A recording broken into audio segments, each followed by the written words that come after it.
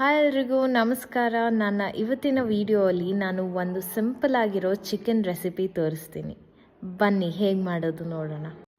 ಒಂದು ಪಾತ್ರೆಗೆ ಚಿಕನ್ ಹಾಕ್ಕೊಂಡು ಅದಕ್ಕೆ ಈರುಳ್ಳಿ, ಕರಿಬೇವು, ಚಿಕ್ಕದಾಗಿ ಕಟ್ ಮಾಡ್ಕೊಂಡಿರೋ ಹಸಿಮೆಣಸಿನ್ಕಾಯಿ ಹಾಗೂ ಗೋಡಂಬಿ, ಅದಕ್ಕೆ 1-2 ಸ್ಪೂನ್ ಆಗುವಷ್ಟು ಶುಂಠಿ ಬೆಳ್ಳುಳ್ಳಿ ಪೇಸ್ಟ್ ಹಾಕ್ಕೊಳ್ಳಿ.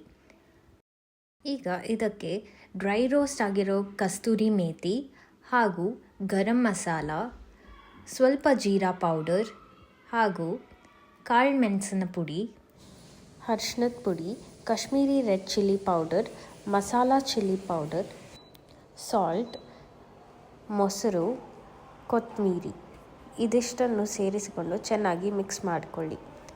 ನಂತರ ಇದಕ್ಕೆ 2 ಸ್ಪೂನ್ ಕುಕ್ಕಿಂಗ್ ಆಯಿಲ್ ಹಾಕ್ಕೊಂಡು ಚೆನ್ನಾಗಿ ಮಿಕ್ಸ್ ಮಾಡಿಕೊಳ್ಳಿ.